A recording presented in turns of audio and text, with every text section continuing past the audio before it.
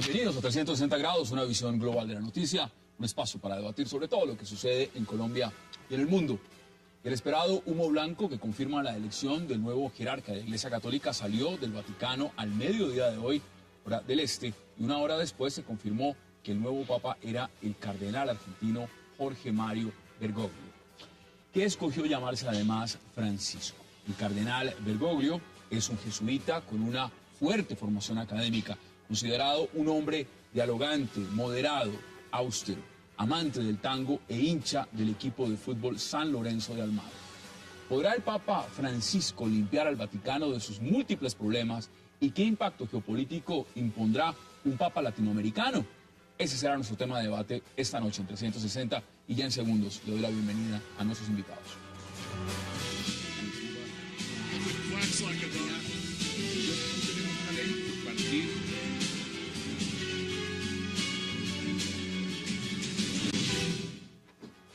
Y de inmediato le doy la bienvenida a 360 a Jesús Muñoz, al padre Edwin Murillo y a Marcos Peque. Caballeros, qué placer y gracias por aceptar esta invitación. Muchas gracias a ustedes. Jesús, gracias. Buenas noches. Marcos, padre, empiezo con usted porque mire, muy interesante lo que ocurrió hoy en un contexto muy amplio. Es decir, son varias las características. Cuando hablamos de la elección del nuevo Papa, los expertos en el tema del Vaticano, ninguno acertó de quién podía ser la persona. Y aquí es interesante primero porque es argentino, es latinoamericano, pero también porque es jesuita, y usted es jesuita. ¿Cuál es la importancia que tiene ese punto sobre la mesa? Bueno, indudablemente yo siento que se haya roto el eurocentrismo en la Iglesia Católica está marcando un cambio y una transformación muy grande. Pues los últimos dos papas no habían sido italianos, polaco y alemán, y ahora dar un brinco tan fuerte está rompiendo todo un esquema de una visión de una iglesia que deja de ser un poco eurocéntrica y está mirando un continente como América Latina con unos grandes problemas. Un continente con un gran problema social, con una injusticia muy fuerte, con grandes niveles de inequidad y obviamente un continente marcado por el gran número de católicos. Prácticamente la mitad de los católicos del mundo están en América Latina, en este hemisferio. Entonces, vamos a mirarlo desde muchos puntos de vista. Marcos, bienvenido también. Hola, Hassan. Saludo a los compañeros del panel. En este, de verdad, día histórico, me parece que estamos acá, Hassan, comentándolo. Un día muy importante, además de que yo le sumo a lo que decía el padre, el hecho que el cardenal Bergoglio no es un insider en el Vaticano. Él fue arzobispo de Buenos Aires hasta hace unos días o unas semanas que renunció por edad y no estaba metido en todo el tema de la curia ni en los ministerios del Vaticano, en los dicasterios, y seguramente llegar allá siendo uno de sus principales retos la organización y la administración del Vaticano. Va a ser interesante tener a alguien de afuera, además un papa latinoamericano, un papa argentino, un papa jesuita, un papa que ha estado con los pobres desde que entró al ministerio, y un papa ingeniero, además, no se lo olvide. Cualquiera, es decir, el cónclave pasado también obtuvo la segunda votación más importante, es decir, muchos se preguntan, bueno, ¿y por qué nadie lo había puesto en la baraja realmente con opción? Pero sí sonaba un poquito. Un poquito, tenía algo más o menos. Jesús, bienvenido. Pues muchas gracias. ¿Cómo lo ve por estar usted? aquí. Bueno, pues en cierta medida yo creo que se produce algo que aquí habíamos especulado ya hace tiempo, cuando precisamente abdica el Papa Benedicto XVI, y era que alguien le dijo: usted tiene que irse, ya no puede más. No por lo que físicamente no pudiera, sino porque había unos problemas muy graves. Lo que no creí nunca es que el Vaticano moviera la ficha jesuita. Los jesuitas es un poder interesante en el Vaticano. No es tanto lo latino. Eso no, yo no veo tanto, eso lo veo más casi una cuestión estética. No la veo tanto. Pero los jesuitas sí. Pero lo jesuita es la orden. Es unas órdenes más duras, más fuertes, más de una trayectoria junto con los dominicos, los franciscanos, que fíjese que se había desdibujado en la Iglesia las grandes órdenes, sobre todo cuando aparece una orden como el Opus Dei. Creo que el gran fracasado de toda esta operación de subir precisamente el nuevo Papa es el Opus Dei. ¿Qué dice usted? Yo con todo respeto, yo no lo voy a manejar desde los roles de poder, ¿no? Porque yo sí creo que eso es un imaginario indudablemente que se maneja a nivel histórico de cómo la Iglesia ha sido una institución que ha manejado poder social, económico, político, educativo, cultural, por supuesto. Yo más bien lo veo desde una dinámica de movimientos sociales que van teniendo unas subidas y unas bajadas comunes y corrientes, porque para nuestra perspectiva, desde el interior nuestro como Iglesia, nosotros no estamos aquí en luchas de poder y en juegos de poder, aunque yo sé que pero ¿por qué indudablemente... nunca se había dado un jesuita? Una pregunta, digamos, en lo que son los votos, en lo que son los votos y lo que significa esos votos de obediencia a la Iglesia. Yo pienso que la elección del cardenal Bergoglio no se dio porque fuera jesuita. Yo creo que ese es un producto de la elección, pero no fue el factor fundamental, ni siquiera el factor decisivo. Claro. Fue su persona, su trayectoria, más que el hecho de ser jesuita. No creo que la Iglesia ha decidido vamos a votar por un jesuita. No, mire, yo creo que indudablemente le queremos dar el ímpetu a que si es jesuita, que porque es jesuita y es el primer papa jesuita. Yo siento que detrás allí es una fuerza de una Iglesia que está buscando una renovación y un cambio, y el hecho de el anterior papa hace una ruptura, primero renunciando, y segundo, desde allí sale un romper la estructura eurocéntrica. Esto automáticamente va a colocar en América Latina los ojos, pues porque hay una fuerza muy grande hasta allí. Pero obviamente, claro, la imagen de ser el primer papa jesuita automáticamente coloca el foco ahí, que yo no le pondría el foco ahí. Bueno, eso está bien importante. Ahora, no le puedo quitar el foco. No le puedo quitar el foco. Es imposible quitarle el foco porque, queramos o no queramos, los jesuitas es una orden extraordinaria, con una trayectoria, una historia increíble que no se puede dejar de lado, con un poder económico y político interesantísimo, que tampoco lo podemos dejar de lado. Y además un factor más interesante, que es el mismo personaje. La operación está hecha. El gran perdedor es el bando ultraconservador del Vaticano. Ese es el gran perdedor. Eso se desmonta. Entra una fuerza que es una fuerza impresionante. En que, digamos, esa línea que había aupado a Juan Pablo II, que había mantenido con Benedicto, es decir, eso que de alguna forma se había pedido a la Iglesia de renovación. Bueno, pero vamos por partes. Yo creo que ya empezó a transpirar un poco, y si había alguien que podía producir esa renovación y darle un cierto carácter de solvencia y de soberanía, eso eran los jesuitas. Eran los jesuitas. Y el personaje que han escogido es perfecto. Bueno, ahí vamos a ver posiciones. Estamos viendo justamente su primera aparición en el balcón y evidentemente pues causó mucha satisfacción, mucha sorpresa en el mundo católico también, por los elementos que estamos discutiendo. Y quiero dar la bienvenida también a esta mesa a Carlos Patiño, historiador, académico, internacionalista. Carlos, bienvenido. Hola, buenas noches. ¿Cómo ve usted? Fascinante. Encantado que sea jesuita, me parece fascinante, me parece emocionante.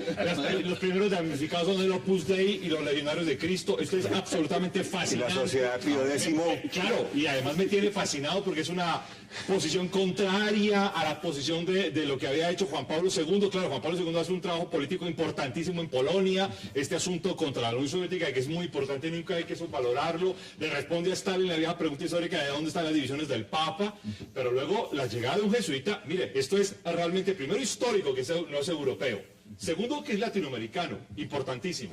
Pero tercero, y lo que me parece incluso más importante, es que es jesuita. Pero vamos a decir, recuerden, Marcos, que es que el director general de los jesuitas siempre fue conocido como el Papa Negro. El Papa Negro, eso estamos diciendo. Es un holandés ahorita. Es un holandés ahorita, pero claro, Carlos, ¿en qué? Carlos, usted está muy emocionado. Carlos, usted está muy emocionado, pero quiero preguntar una cosa. A ver, yo sí quiero que vea.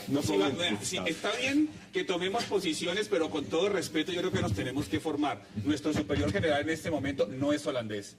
Ahí yo creo que hay que informarse un poquito. Y nosotros no tenemos director general, tenemos superior general. Bueno, superior general, y que se ha llamado... Si usted es jesuita, sí, no, claro, yo soy jesuita y realmente... Pero creo que es lo más importante. Yo siento que hay una serie de elementos que tenemos que tratar de definir muy bien.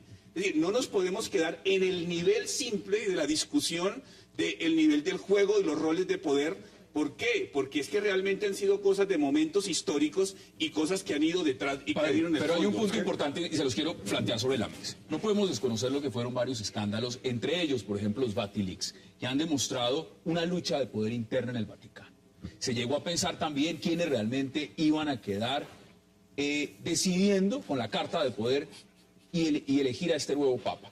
Si iban a ser de pronto un italiano, si iba a ser un extranjero y lo demás. O sea, no podemos desconocer esas cartas. Ahora, Marcos, aquí no solamente ustedes han hablado del tema jesuita, hablemos del tema regional, hablemos del hecho de que sea latinoamericano, hablemos del hecho de que es un papa que tiene también una rivalidad muy fuerte, política, con Cristina Fernández y el kirchnerismo en Argentina. Porque esos son elementos que están ahí también, no los podemos desconocer. ¿Cómo ves esa parte del ajedrez? Es que por eso, al oír a Carlos hablar, yo pregunto si va a ser un papa que desde el punto de vista social, económico, muy progresista, como han sido los jesuitas siempre. La pregunta es en el tema de lo que tiene que ver con la pelea con los Kirchner por el tema de los matrimonios gay, y en el tema de los anticonceptivos, y en el tema del aborto, y en el tema de la eutanasia. ¿Qué tan revolucionario es este cambio? Y esa es la pregunta que pongo sobre la mesa, porque sí es claro que los jesuitas han sido, y este papa especialmente, el cardenal Bergoglio, ha sido un amigo de los pobres, vive además de una manera muy austera, y la pregunta es si a nivel de ese social conservatismo sí va a haber cambios o si no los va a haber. ¿Qué dicen ustedes? Pero ¿cuáles son los niveles de cambio? Yo diría, ¿cuáles serían los niveles de cambio? Aceptar la anticoncepción para evitar el SIDA, por ejemplo. Pero es que ahí se centra un cambio y una transformación simplemente. A ver, si vamos a hablar de cambios, hay muchos retos. Es decir, este Papa recibe muchos retos. Un reto, por ejemplo, y es la reforma de toda la estructura misma del Vaticano, que deje de ser un poco tan monárquico-jerárquica y un poco más horizontal. Y eso lo puede hacer este Papa. Yo siento que lo puede hacer y está dentro de los medios. El otro reto que tiene bien grande es asumir lo que ustedes han dicho, y el mismo Ratzinger lo ha dicho claramente porque su honestidad fue muy clara, y es los Vatilix sacaron a la luz pública muchísimos problemas de fondo, pero si nos vamos a quedar en los problemas de fondo, tenemos que ir entonces hasta Constantino. No, veamos tres elementos. Volvemos a los temas sociales, padre, los temas sociales. ¿Va a haber revolución o no va a haber? Les voy a plantear, señores, les voy a plantear tres a lo que temas. yo voy es que, cuando hablamos de modernidad, yo no puedo estar hablando de modernidad simplemente porque es el permisivismo y que libre todo. Yo creo que hay unos ciertos No, padre, mire, hablemos, por ejemplo, ahí tenemos que ir a está. la pausa, pero mire, le voy a dejar tres temas en suspenso. Reformar el Vaticano sería uno, recuperar el prestigio perdido, por supuesto, y encontrar un terreno de encuentro con el mundo y en la modernidad. Vamos a hacer la pausa y volvemos para discutir esos temas. Hagamos la pausa en 360 y ya regresamos.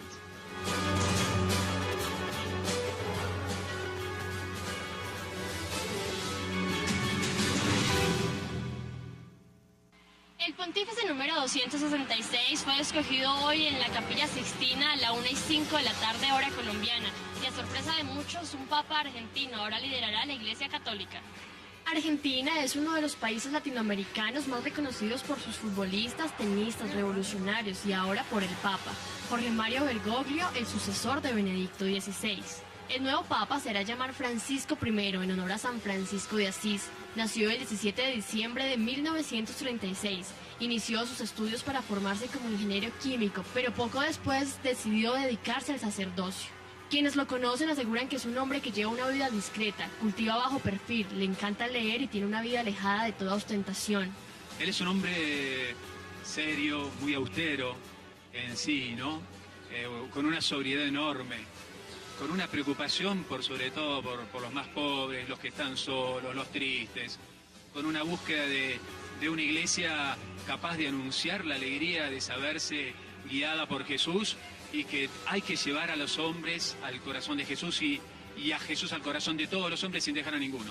En 2010 se opuso totalmente a la aprobación de la ley que consagró el matrimonio homosexual. También se opuso a una ley de identidad de género que autorizó a travestis y transexuales registrar sus datos con el sexo elegido. Por este motivo, la relación entre la Iglesia y el gobierno argentino se ha deteriorado en ciertos aspectos. No obstante, la presidenta de Argentina expresó sus felicitaciones por su cuenta de Twitter.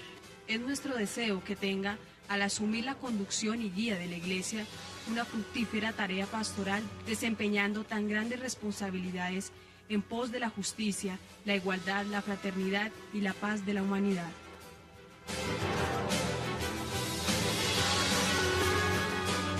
Regresamos a 360. La carta que envió la presidenta Cristina muy parca. Y al hablar también fue bastante parca, casi no le sale la felicitación. ¿Cuál otro mandatario de otro país la hubiera carta de felicitado? Cristina Fernández me sentí recordando a Jaruzelski con el nombramiento de Juan Pablo II. Es decir, un poco la situación política en la que se enfrenta. Le nombraron al enemigo de Papa. Este es un asunto más allá de que tengamos un cura acá en el panel o no. Este es un asunto que va más allá de la religión. Esto es un problema político de fondo importantísimo. Y el hecho de que haya un papa argentino, jesuita, que primero le crea un lío importantísimo a los Fernández y a los Kirchner, le crea un lío complicadísimo, importantísimo de movilización.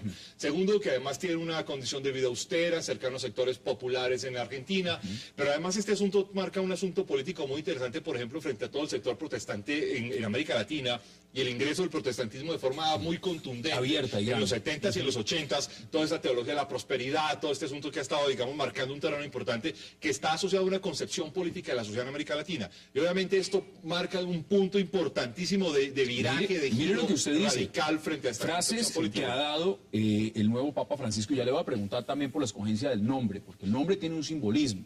En este caso ha dicho, por ejemplo, y se lo ha dicho directamente al gobierno de Argentina, una pobreza que ha definido como inmoral, injusta e ilegítima, impropia de un país tan poderoso como Argentina, le ha dicho al gobierno. Ha dicho, los derechos humanos, dijo, se violan no solo por el terrorismo, la represión y los asesinatos, sino también por estructuras económicas injustas que originan grandes desigualdades. El tema social en este Papa es vital, es decir, es supremamente importante, Jesús. Y miremoslo también dentro de lo que significa el kirchnerismo en Argentina. Un choque, ahí hay un choque. Ahí va a haber un choque, pero vuelvo y repito, lo que se ve un poco, si uno estudia un poco la trayectoria de este hombre, es evidente que es un hombre que como buen jesuita sabe nadar y guardar la ropa. Eso es evidente. Es un hombre que, fíjense que es un hombre que le tocó bregar con el golpe militar. Con la dictadura. Con la dictadura militar. Y le tocó bregar y está señalado pero sin señalar. Estuvo, no estuvo, cooperó, no cooperó. Tiene una situación complicada que ahí en su pasado incluso él escribió un libro como autobiográfico, ¿no?, en torno a ese tema, que es complicado. Eso es un tema complicado que incluso, o sea, yo creo que hasta ese sector kirchneriano lo tendrán guardadito en la Y gaveta. futbolero, Sí. y futbolero. Ahí estamos viendo su carnet Pero del no, Club Atlético y San en el Lorenzo. tema de la dictadura Eso no vamos a ver. quedó tan ensuciado como el clero católico chileno, que parecía mucho más cercano a Pinochet. Opus Dei. Él como que... Opus Dei. Es que hay una diferencia sustancial. Ahí lo tenemos. Hay una Pero diferencia él- sustancial, El claro. arzobispo que hace el pacto de alianza es puro Opus Dei. ¿Qué Ahí representa, está ¿qué representa ese es- el nombre? Que me parece muy importante el simbolismo. Porque, Bueno. Francisco. Un hombre como Bergoglio es un hombre muy de sentido social y lo hemos corroborado, ya lo han confirmado muchísimos medios de comunicación e inclusive es un hombre bastante dado a ese servicio humilde y cercano a los más pequeños, que es muy propio de nuestra opción por Jesucristo y obviamente de nuestra opción como jesuitas. El nombre lo escoge precisamente por la humildad y la sencillez de Francisco de Asís. Pero yo también quiero hacer referencia, me atrevo pues como a hacer una aproximación, que hay otro Francisco muy cerca a él, que pertenece a nuestra orden, y es Francisco de Javier, el gran misionero de Oriente, que también fue un hombre de mucha posición social en Navarra, en el reino de Navarra, un hombre de una familia prestante que se encuentra con San Ignacio en el momento del estudio y empieza todo un proceso de transformación en su vida que lo lleva posteriormente a Oriente y a ser el gran misionero de Oriente. Entonces yo siento que hay dos uniones muy fuertes, aunque él lo haya hecho públicamente, como de Francisco de Ustedes Asís, entienden ese simbolismo como yo también propio, percibo que hay toda una opción también por el me llama la misionero. atención adicional a lo que dice el padre con respecto al nombre, es que es un nombre que no ha habido antes.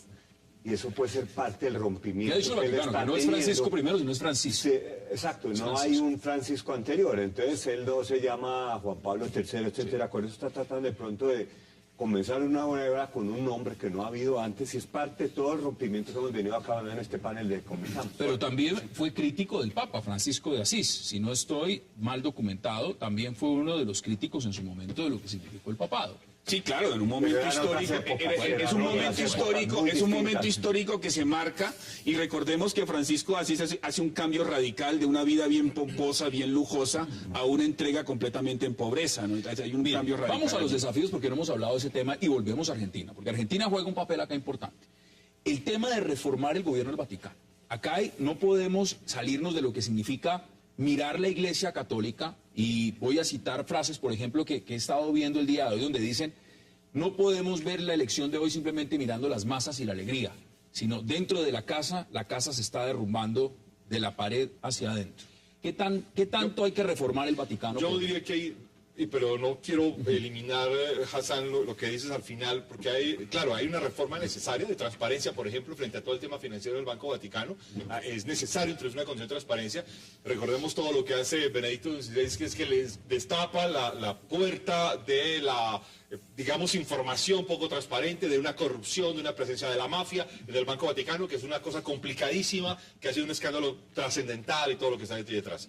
Luego, Benedicto XVI hace una cosa muy valiente, es que dice: a los pecados y a los crímenes hay que juzgarlos en la justicia de cada Estado y en las condiciones de la ley de cada Estado, y obviamente la Iglesia no puede ser cómplice en este asunto, y armado ahora hay una puerta importantísima. Y luego hay una reforma a la que el padre se refería hace un momento, y es esta condición monárquica, jerárquica, muy cerrada, de una monarquía. Si uno lo mira como un Estado, es una monarquía absoluta, y obviamente como monarquía absoluta esto requiere una reconsideración para tiempos contemporáneos en el mundo occidental. ¿Y ese hombre sí puede hacer esos cambios? Es la pregunta. Pues esa es la pregunta que vendría, además porque está un poco mayor también, a pesar de, digamos, de lo emocionante que sea un jesuita, que sea latinoamericano, etcétera, pues tiene 77 años. Está en la condición muy similar a la que llegó Benedicto XVI también al papado, es decir, ya es un hombre muy mayor que, a pesar de que tenga una vida sana, etcétera, ya está muy mayor para enfrentar una disputa importante. Y hay que decirlo, las disputas en la Iglesia son disputas políticas serias, son disputas de milenios. Es decir, estas no son minucias políticas, estas son políticas de fondo. Donde además hay que decir algo que es importante, que hoy parece en el mundo fashion de la modernidad contemporánea que esto no existiera, pero esto es un asunto que además atraviesa los intereses de los estados de forma contundente. Es que un papa, si se pone en una condición misionera fuerte, moviliza a cientos de millones de personas. 1.200 millones de personas. Pero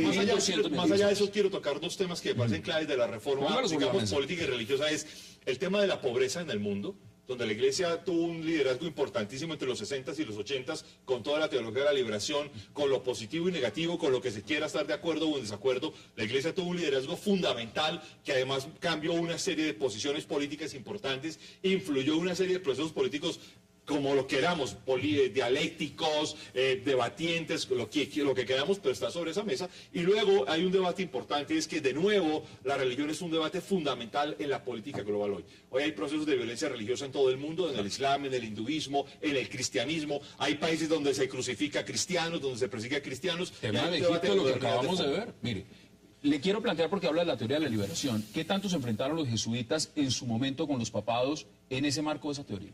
A ver, yo no creo que haya un enfrentamiento como, digamos, una lucha. No, yo creo que como cuerpo que somos diversos, hay una pluralidad, tenemos la posibilidad de pensar de manera distinta, y desafortunadamente en esos años 70, 80, cuando fue promovida tan fuertemente la teología de la liberación, que era una opción, tratar de volver a los orígenes mismos de la opción cristiana, del evangelio cristiano de las primeras comunidades, se tergiversó en algunos sectores y en otros sectores se moderó, y lo que obviamente una institución como la Iglesia asume es automáticamente recurrir a la obediencia como uno de los elementos que nos permiten esa cohesión. Mire, veamos extractos de lo que fue el primer discurso que dio hoy el recién electo Papa Francisco.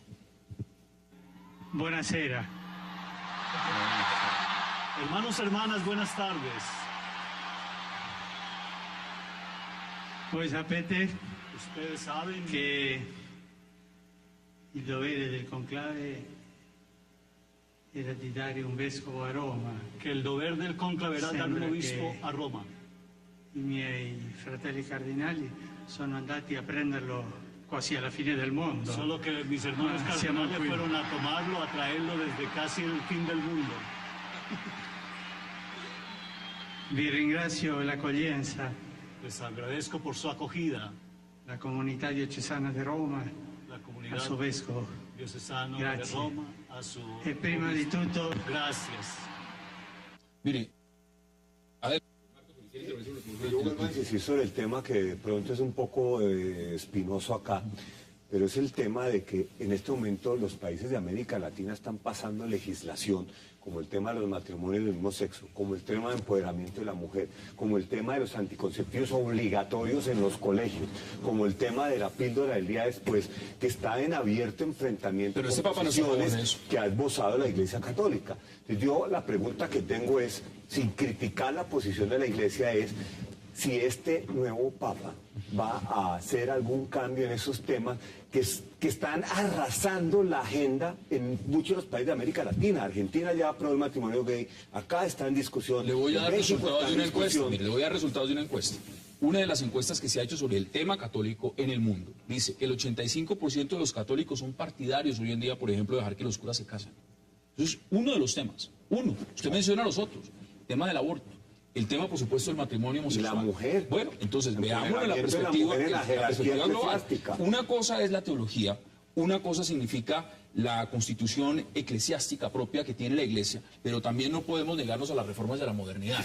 Hoy lo vimos en el marco de lo que representa una elección de un nuevo Papa, cómo a través de las redes sociales se mueve, se moviliza, se transmite inmediatamente lo que esto significa. En el marco de la modernidad, de la crisis de fe, que también algunos dicen que hay sobre la Iglesia Católica y otras religiones, ¿usted ve que hay un gran compromiso de este Papa de volverse a conectar con sus fieles? En efecto, ha habido una desconexión muy grande, lleva unos años con una crisis muy fuerte, ya venía de Juan Pablo II, con Benedicto lo intentó atajar, no pudo, y hay un tema, vuelvo y repito, hay un tema muy grave en el interior del Vaticano. Este hombre no lo va a cambiar, pero sí podrá dejar las bases suficientes como para que se produzcan esos cambios. Empezando por lo que decía muy bien Patiño, o sea, es un hombre de 77 años, no lo va a lograr en un proceso de años que no se va a permitir. Pero si hay la organización lo suficientemente fuerte y con la suficiente experiencia histórica para poder dejar, digamos de alguna forma, esos cambios. ¿Cuáles son esos cambios que estás hablando? Pero los cambios, no, hablo de la propia estructura de lo que está pasando dentro del Vaticano. La administración del Vaticano. El Vaticano, como leíamos en el lenguaje, o sea, que hay un problema gravísimo. Bueno, vamos a ver cuáles son esas reformas. Tengo que ir a la pausa gravísimo. y por supuesto que ustedes puedan poner las cartas sobre la mesa. Vamos a la pausa y ya regresamos en 360.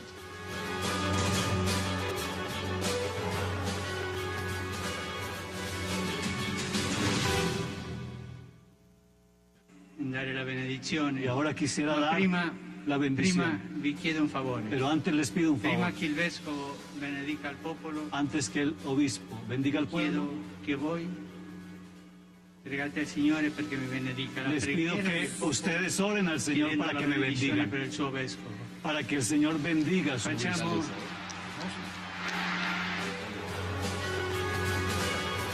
Regresamos a 360. Ustedes están que se hablan, padre. Empiezo con usted. Mire, yo estaba dando cifras de la encuesta porque hay varios puntos que no quiero dejar pasar por alto. Empezando que Carlos Patiño también plantea algo que es interesante y es qué tanto le importa o le representa, digamos, a los europeos el hecho de no tener un papa europeo. Un papa ya sea italiano o de Europa, sino que haya sido latinoamericano. ¿Usted plantea que ahí hay alguna importancia o realmente eso no tiene relevancia mayor? Yo creo que eso no tiene relevancia mayor. A ver, con estos cambios que se han venido dando en los últimos tiempos, siento que el catolicismo ha ido entendiendo que necesitamos perfectamente un cambio y eso lo estamos esperando. Yo creo que en estos días todos estuvimos viendo los medios de comunicación y muchos hablaban precisamente de ese cambio que se esperaba. Que a los europeos, hombre, de pronto hay una facción europea que le duele, que siente que se desencarnó. Es como dicen algunos sectores que con los dos papas, tanto el polaco como el alemán, los italianos sufrieron y estaban también un poco y añoraban que volviera un italiano. Ahora que sale de las entrañas de Europa y pasa a América, ahí hay un mensaje, ahí hay un signo y no creo que esté... El propio Papa Francisco dijo, me fueron a buscar al otro... Exactamente, al mundo, casi que al rincón del mundo. Entonces, al fin del mundo. Yo siento que esto no es que esté afectando, porque igual la Iglesia se siente como cuerpo y vive como cuerpo. No niego, no quiero negar que puede haber algún sector social ¿De acuerdo? 1.200.000 de 1.200 millones. Pues que un sacerdote tiene que comportarse en los lineamientos de la jerarquía. Bueno, y obviamente no puede dar su opinión, pero nosotros que no somos de la jerarquía, sabemos que aquí sí hay un sector claramente, digamos, molesto con esta decisión que acaba de pasar. Hay un sector que había sido muy fuertemente empoderado en el Vaticano en los últimos años. Quiero recordar un personaje completamente oscuro, Joaquín Navarro Valls, que además había tenido un protagonismo importantísimo, que luego es apartado por Benedicto XVI, que maniobra contra Benedicto XVI en muchos escenarios y que además todo este asunto, digamos, cambia una serie de situaciones muy complejas.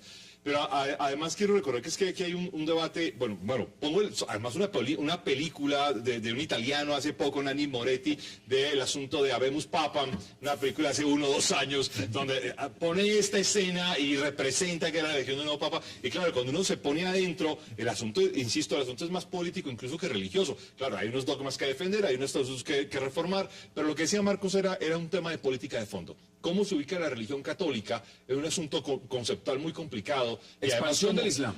Expansión del Islam, persecución del cristianismo, fortaleza del protestantismo, asuntos complicados como los matrimonios gay, el asunto de la adopción de los matrimonios gay, todo lo que aparece en este contexto que es súper complejo, pero además con un problema de fondo en términos teológicos y espirituales, y es en qué consiste la religiosidad contemporánea. ¿En qué está el sentido de la vida? ¿Cómo se ofrece un sentido de vida a una serie de personas que pierden su sentido de vida de forma permanente, que acuden a sectas, a veces incluso a sectas destructivas, que incluyen, que acuden a todo tipo de formas identitarias? ¿Qué dice usted? ¿Qué dice usted al respecto? No, yo estoy de acuerdo con Carlos en un tema, que el tema es muy político. El Vaticano es un Estado. El Vaticano tiene una silla en Naciones Unidas, es miembro, es Estado no miembro de Naciones Unidas. Tienen que tomar partida en temas que son eminentemente políticos. Entonces, pretender que el tema es espiritual, que el tema es teológico, que el tema religioso, es salirse de lo que es la realidad de que el Papa Marcos, es muchos, tanto líder religioso como líder político. Pero para muchos es recibido como líder jefe de Estado. No, pero en algunos casos, cuando es incómodo para alguien recibirlo como líder religioso, lo recibe como líder de Estado y le ponen la tarjeta roja como líder de Estado.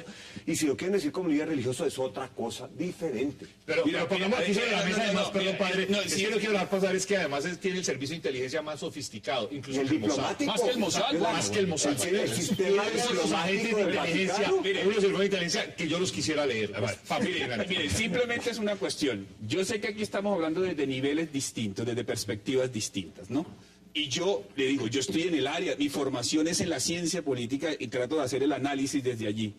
Yo los entiendo a ustedes perfectamente y sé que muchos de nuestros televidentes están de pronto en la línea de ustedes, todo el manejo político, todo el manejo geoestratégico, todas estas cosas. Pero miren, por favor, no podemos perder de vista y es que la Iglesia tiene un espíritu que la está moviendo y es un espíritu en el que creemos y por más de 2000 años estamos tratando de hacer lo posible. Que desafortunadamente, como humanos que somos, se mezcló el poder y se mezclaron otros elementos que salieron a la luz pública y que gracias a Dios tuvimos un papa como Benedicto XVI que lo reconoció y lo asumió, eso es otra cosa. Pero por ejemplo, claro, no se puede tapar y listo, y lo reconocemos y se pide perdón y se enfrenta. Yo creo que eso es la honestidad, la frente en alto y porque tenemos una opción. Pero yo sí creo que aquí hay una cuestión de espíritu que no podemos desconocer. Fíjate, lo eligen en la tercera ronda. Yo creo que eso es muy diciente el famoso fraccionamiento del que tanto se habló. Yo lo pongo en entredicho. Realmente fue rápido. Sí, claro, es que fue muy rápido. Fue una cuestión de una tercera ronda que ahí está esa cuestión. Por lo menos de 2 días. Padre, menos de 2 días de la liberación. A mí me llama la atención una cosa, padre, por el tema de la tercera ronda. Que Bertone, que el otro, pues sí, es decir, somos seres humanos y tenemos un grupo, pero de decir ahí que estamos completamente fracturados. Divididos. No, yo sí digo, claro, ahí está, nosotros como una opción de vida, defendemos la vida y queremos todos los principios. Pero yo creo que la gente se preocupa y ahora para Semana Santa empiezan los periódicos a sacar los porcentajes. La Iglesia perdió no sé cuántos millones de católicos. Pues que si van a estar sin hacer nada y sin optar por los principios del cristianismo, que se vayan para otras iglesias. Así suene duro lo que diga, pero es una cuestión de opción. Me parece, padre, que en las congregaciones generales que hubo antes, que fueron mucho más abiertas y discusiones bastante honestas y que trascendieron más de lo que habían trascendido en ocasiones anteriores por la tecnología, porque los cardenales americanos estaban dando a la prensa. Se discutieron muchas cosas y se discutieron de una manera abierta. A mí me parece que fue un ejercicio muy interesante. No trascendió más porque no permitieron que trascendiera más, pero creo que muchos de los temas que hemos discutido acá, desde la administración del Vaticano hasta cómo enfrentar los nuevos retos, se discutió en las congregaciones generales, y cuando se llegó al cónclave había temas que ya habían estado bien discutidos, bien y se sabía que necesitaban. Y creo que ya, pues yo no, como dije la vez pasada que estuve acá, no me voy a meter en la cabeza de los cardenales, no tengo ni idea cuáles son los criterios que utiliza un cardenal para elegir un papa, no lo sé, creo que me voy a morir sin saberlo, pero me parece que las congregaciones generales fueron muy interesantes. Mire, veamos también qué han dicho voceros de la Iglesia Católica en América Latina, porque es importante verlo en contexto. Una emoción impresionante, porque, bueno, uno sabe que los cardenales, cualquiera de ellos puede ser el Papa, y uno ciertamente, por la cercanía a Monseñor Bergoglio, uno con todo cariño lo hubiera deseado, sabiendo que es una carga enorme, pero conociendo también el hombre que es, el hombre de fe que es, el empuje que tiene. Con sus 76 años, realmente creo que va a poner todo su corazón, ha entregado la vida en serio. Hay quienes hablan, Jesús, de una primavera vaticana, es decir, cambio estructural. Sí, en principio, aparentemente, y para titulares, está ahí una primavera vaticana. Y quiero un poco retomar algo que dijo él. Dice, fíjese que la elección se ha hecho rápida, ¿no? Relativamente rápida. Y quiero hacerlo coincidir con lo que él mismo dice. Tuvieron que ir a buscar un papa al fin del mundo, ¿no? Es decir, hay un sector muy fuerte que no quiere saber nada, absolutamente nada, del sector europeísta. Hay una crisis muy fuerte y la han cerrado rápidamente. ¿No jugaron la mejor carta? En efecto, y la han cerrado rápidamente. Me parece que la han cerrado con mayorías importantes y lo han cerrado la crisis rápidamente. Y el Vaticano eso es muy hábil. 2000 años de historia lo avalan, como ha dicho muy bien usted, ¿no? Y en eso yo creo que la han sabido observar muy bien. Y han hecho una apuesta muy interesante, que es una que es un nombre que es de otro continente, un continente muy importante para el catolicismo, y otra que es un nombre, además, con un apellido italiano. Cuidado.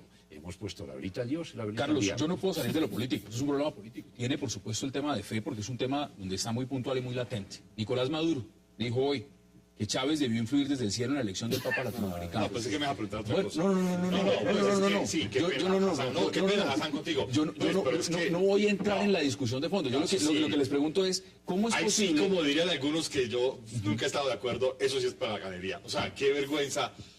No, es que esto sí me parece... ¿Cómo lo haces para decirlo? No, pues es que por Dios, es que eso no tiene cabida. ¿De dónde salir se mete expresión? Es como cuando Maduro cita a una comisión internacional para descubrir cómo le inocularon el cáncer a Chávez. Lo estamos viendo en la región. Intergaláctico, o sea, esto sí es reflexión intergaláctica. Chávez influyó en el nombramiento del Papa, eso sí no tiene sentido. Si uno lo ve en la perspectiva latinoamericana, usted muy claro ha dicho lo que significa esto, por ejemplo, para los Kirchner, lo que puede significar también para Argentina. En Argentina, y se lo pregunto también, Marcos, porque este Papa es muy amigo de los judíos, muy amigo de otros credos. Y en Argentina hay una gran comunidad judía, posiblemente la más grande en América Latina. ¿Cómo va a confluir eso? Porque es un punto bien interesante de verlo también. Sí, el Papa es gran amigo de los judíos. Hay un diálogo, además de amistades personales con la comunidad judía, con el Congreso Judío Latinoamericano, con el Congreso Judío Mundial, que está celebrando el nombramiento de este Papa. Y quizás visto hacia el diálogo interreligioso, que es parte de los desafíos de la Iglesia, quizás no el más, principalmente con las iglesias orientales y con el Islam. Hablando de Francisco de Asís, que usted hablaba, Francisco de Asís fue a Egipto a tratar de convertir a los musulmanes al cristianismo. Espero que ese no sea el simbolismo del nombre. El diálogo con el Islam me parece a mí uno de los grandes desafíos con los judíos, seguir avanzando en la senda que se ha venido con las iglesias orientales, la ortodoxa griega, la ortodoxa rusa, iglesias que están en crecimiento. Esas sí están creciendo. Después del hiatus de la época del comunismo, las iglesias orientales están creciendo muchísimo. La iglesia ortodoxa armenia, la iglesia ortodoxa griega, están creciendo. Y ese diálogo interreligioso, el Papa seguramente va a ser una Dalit, va a seguir en la senda de Juan Pablo II y Benedicto. En los temas de fondo, cuando hablamos de aborto, cuando hablamos de esos temas, ¿van a haber cambios o no van a haber cambios? Y luego se lo pregunto a usted también, padre. ¿Usted cree que van a haber cambios? Pues yo creería que la Iglesia tiene que tener cambios, no puede quedarse únicamente diciendo no, y tiene que abrir la puerta a muchas condiciones, e incluso tiene que abrir la puerta a la concepción de nuevos modelos de familia, porque la sociedad ha cambiado aceleradamente, estamos en un movimiento grandísimo de transformación social y sobre todo que hay un fenómeno muy contemporáneo, muy importante. Las sociedades contemporáneas son muy urbanas y la vida urbana de grandes ciudades, de grandes metrópolis, tiene una necesaria diversidad de modos y modelos de vida. Y eso necesariamente lleva a la Iglesia a repensar su relación con la sociedad. Sin que haya un cisma, Carlos, no llevaría un cisma en la Iglesia acercado en esos temas. No creo que haya tanto cambio por ahí. Yo creo que va a tocar más, temas como, por ejemplo, que, o sea, él va... yo lo que digo es que tendría que hacerlo. Sí, pero tengo que hacer la pausa. Creo que va a jugar más lo que es la cuota social, el tema de la pobreza, el tema del reparto de riqueza, el tema de lo que se llama las multirelaciones entre naciones, entre países, entre bloques, todo eso, más que todos esos temas de... Ya le doy la palabra. Hagamos la pausa en 360 y ya regresamos.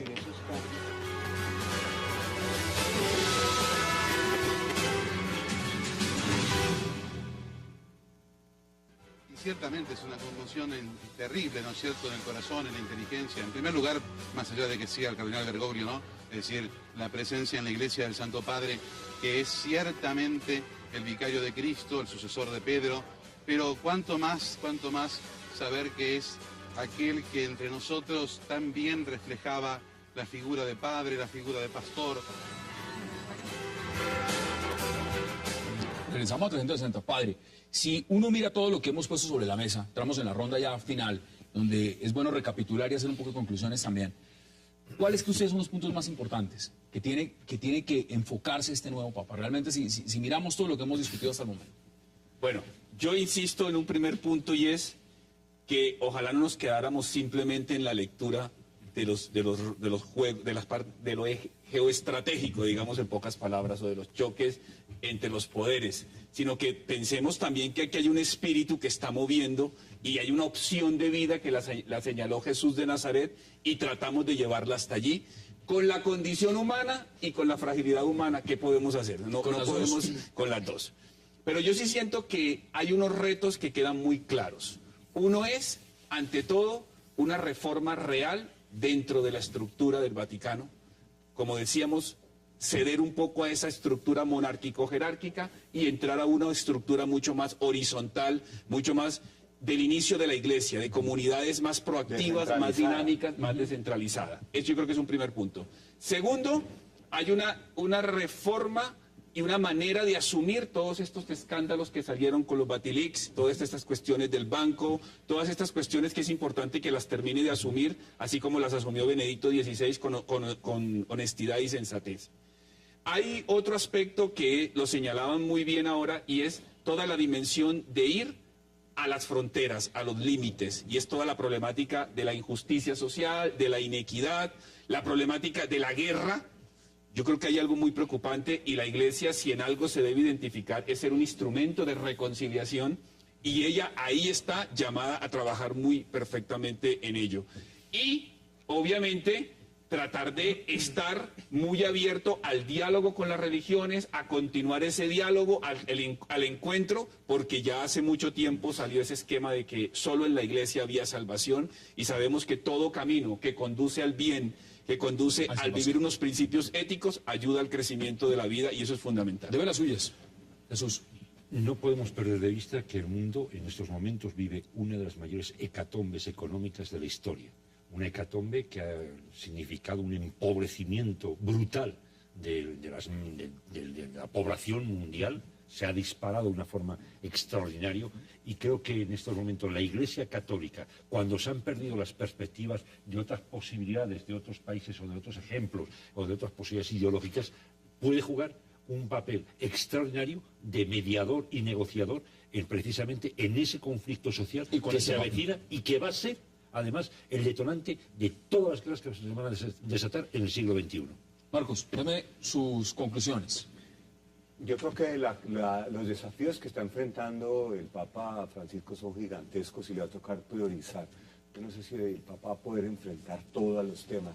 Yo creo que en el tema que menciona Jesús de la pauperización, principalmente en Europa, no sé qué tanto poder pueda llegar a tener la Iglesia para atajar unas políticas que están en verdad causando, obligando a los países a establecer las políticas monetarias y fiscales que están mandando a España un casi 30% de desempleo y a otros países así. No sé si la Iglesia aún tiene ese poder, así sea un poder simbólico, de cambiar esas políticas de las instituciones financieras hacia unas políticas que nos lleven más a una equidad. Creo que la Iglesia va a hacer lo que puede, pero no sé si lo que puede es suficiente. Por otro lado, pienso que la organización del Vaticano y la descentralización es uno de los retos que puede enfrentar el nuevo Papa sin pisar demasiados callos afuera, pero sí adentro, que quizás es una de las razones por las cuales fue elegido. ¿Tienes conclusiones? No, yo creo que este es un momento muy interesante. Es un momento, además, si se mira en la misma crisis económica, la crisis económica ha generado una especie de nuevo fervor religioso en Europa y es muy interesante lo que ha venido generando. Pero yo creo que tiene una situación importantísima de cara frente a América Latina, de cara frente al tema de la pobreza e incluso una especie de nuevo debate frente a la pobreza y lo que significa la pobreza. El padre lo ha dicho, además, un tema que es clave, es el tema de la guerra.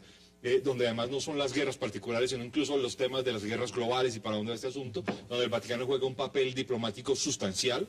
Y además creo que aquí hay un elemento que es muy interesante, es que el debate, insisto, sobre modernidad y violencia religiosa en el mundo del siglo XXI está de nuevo sobre la mesa, y esto atraviesa prácticamente todo el mundo, y aquí el papado va a jugar un papel clave, y que obviamente es lo único que le permite revitalizarse de cara a una condición Este de papa se poder ve muy global. humano, lo estaba leyendo, el hecho de que es amante del fútbol, que es un hombre austero, que es un hombre que cocina, que es un hombre que vive independiente, que usa el metro. Inclusive, siendo obispo, utilizaba el transporte público. Renunció a los lujos, a todo ese tipo de cosas que lo hacen además alguien que ha ganado una gran aceptación inmediatamente con su nombramiento.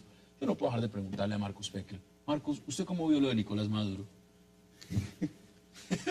No, porque yo ya vi. Usted vio la respuesta de Carlos Patiño, pero tengo que preguntar. Como decía Einstein, a veces decía que los límites de la estupidez humana no existen.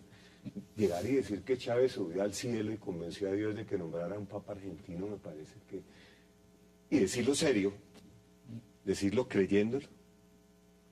¿Eso será el realismo mágico al que se refiere nuestro Nobel? Bueno, ahí están las preguntas. No, déjame anotar lo último para que nos vamos. Es que casi que lo único que le faltó decir es que Chávez pidió que se llamara Diego Armando primero. Bueno, estamos en América Latina y eso es una de las cosas importantes. Padre, gracias por haber aceptado la invitación. Marcos Pecker también, Jesús Muñoz, Nicolás Patiño y a ustedes gracias por acompañarnos. Nos vemos mañana de nuevo a la misma hora, 8 p.m., 360 para seguir debatiendo la agenda política de Colombia y del mundo. Hasta una próxima oportunidad.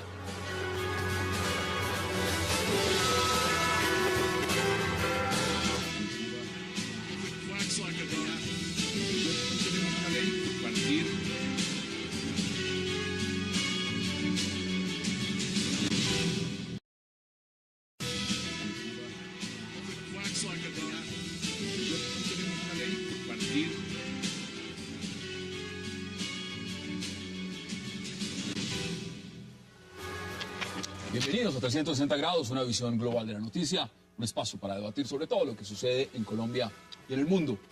El esperado humo blanco que confirma la elección del nuevo jerarca de la Iglesia Católica salió del Vaticano al mediodía de hoy, hora del este, y una hora después se confirmó que el nuevo papa era el cardenal argentino Jorge Mario Bergoglio, que escogió llamarse además Francisco.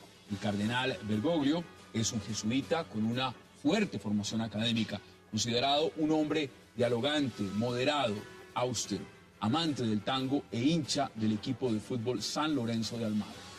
¿Podrá el Papa Francisco limpiar al Vaticano de sus múltiples problemas y qué impacto geopolítico impondrá un Papa latinoamericano?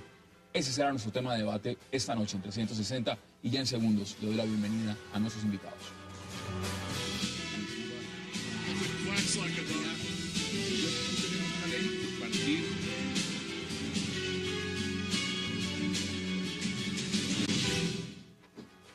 Y de inmediato le doy la bienvenida a 360 a Jesús Muñoz, al padre Edwin Murillo y a Marcos Pecker. Caballeros, yo sé que pero ¿por qué nunca se había dado un jesuita? Una pregunta, digamos, en lo que son los votos, en lo que son los votos y lo que significa esos votos de obediencia a la Iglesia. Yo pienso que la elección del cardenal Bergoglio no se dio porque fuera jesuita. Yo creo que ese es un producto de la elección, pero no fue el factor fundamental, ni siquiera el factor decisivo. Claro. Fue su persona, su trayectoria, más que el hecho de ser jesuita. No creo que la Iglesia ha decidido vamos a votar por un jesuita. No, mire, yo creo que indudablemente le queremos dar el ímpetu a que si es jesuita, que porque es jesuita y es el primer papa jesuita. Yo siento que detrás allí es una fuerza de una Iglesia que está buscando una renovación y un cambio, y el hecho de el anterior papa hace una ruptura, primero renunciando, y segundo, desde allí sale un romper la estructura eurocéntrica. Esto automáticamente va a colocar en América Latina los ojos, pues porque hay una fuerza muy grande hasta allí. Pero obviamente, claro, la imagen de ser el primer papa jesuita automáticamente coloca el foco ahí, que yo no le pondría el foco ahí. Bueno, eso está bien importante. Ahora, no le puedo quitar el foco. No le puedo quitar el foco. Es imposible quitar el foco porque queramos o no queramos. Los jesuitas es una orden extraordinaria, con una trayectoria, una historia increíble que nos... Qué placer y gracias por aceptar esta invitación. Muchas gracias a ustedes. Jesús, gracias. Buenas noches. Padre, empiezo con usted porque, mire, muy interesante lo que ocurrió hoy en un contexto muy amplio. Es decir, son varias las características. Cuando hablamos de la elección del nuevo Papa, los expertos en el tema del Vaticano, ninguno acertó de quién podía ser la persona. Y aquí es interesante, primero, porque es argentino, es latinoamericano, pero también porque es jesuita, y usted es jesuita. ¿Cuál es la importancia que tiene ese punto sobre la mesa? Bueno, indudablemente, yo siento que se haya roto el eurocentrismo en la Iglesia Católica está marcando un cambio y una transformación muy grande. Pues los últimos dos papas no habían sido italianos, polaco y alemán, y ahora dar un brinco tan fuerte está rompiendo todo un esquema de una visión de una Iglesia que deja de ser un poco eurocéntrica y está mirando un continente como América Latina con unos grandes problemas. Un continente con un gran problema social, con una injusticia muy fuerte, con grandes niveles de inequidad y obviamente un continente marcado por el gran número de católicos. Prácticamente la mitad de los católicos del mundo están en América Latina. En América Latina, en este hemisferio. Entonces, vamos a mirarlo desde muchos puntos de vista. Marcos, bienvenido también. Hola, Hassan. Saludo a los compañeros del panel. En este, de verdad, día histórico, me parece que estamos acá, Hassan, comentándolo. Un día muy importante, además de que yo le sumo a lo que decía el padre, el hecho que el cardenal Bergoglio no es un insider en el Vaticano. Él fue arzobispo de Buenos Aires hasta hace unos días o unas semanas que renunció por edad y no estaba metido en todo el tema de la curia ni en los ministerios del Vaticano, ni en los dicasterios, y seguramente llegar allá siendo uno de sus principales retos la organización y la administración del Vaticano. Va a ser interesante tener a alguien de afuera, además un papa latinoamericano, un papa argentino, un papa jesuita, un papa que ha estado con los pobres desde que entró al ministerio, y un papa ingeniero, además, no se lo olvide. Cualquiera. Es decir, el cónclave pasado también obtuvo la segunda votación más importante. Es decir, muchos se preguntan, bueno, ¿y por qué nadie lo había puesto en la baraja realmente con opción? Pero sí sonaba un poquito. Un poquito, tenía algo más o menos. Jesús, bienvenido. Pues muchas gracias, Hassan, ¿Cómo lo por viste? estar aquí. Bueno, pues en cierta medida yo creo que se produce algo que aquí habíamos especulado ya hace tiempo, cuando precisamente abdica el Papa Benedicto XVI, y era que alguien le dijo: usted tiene que irse, ya no puede más. No por lo que físicamente no pudiera, sino porque había unos problemas muy graves. Lo que no creí nunca es que el Vaticano moviera la ficha jesuita. Los jesuitas es un poder interesante en el Vaticano. No es tanto lo latino. Eso no, yo no veo tanto, eso lo veo más casi una cuestión estética. No la veo tanto. Pero los jesuitas sí. Pero lo jesuita es la orden. Es unas órdenes más duras, más fuertes, más de una trayectoria junto con los dominicos, los franciscanos, que fíjese que se había desdibujado de la Iglesia las grandes órdenes, sobre todo cuando aparece una orden como el Opus Dei. Creo que el gran fracasado de toda esta operación de subir precisamente el nuevo Papa es el Opus Dei. ¿Qué dice usted? Yo con todo respeto, yo no lo voy a manejar desde los roles de poder, ¿no? Porque yo sí creo que eso es un imaginario indudablemente que se maneja a nivel histórico de cómo la Iglesia ha sido una institución que ha manejado poder social, económico, político, educativo, cultural, por supuesto. Yo más bien lo veo desde una dinámica de movimientos sociales que van teniendo unas subidas y unas bajadas comunes y corrientes, porque para nuestra perspectiva, desde el interior nuestro como iglesia, nosotros no estamos aquí en luchas de poder y en juegos de poder, aunque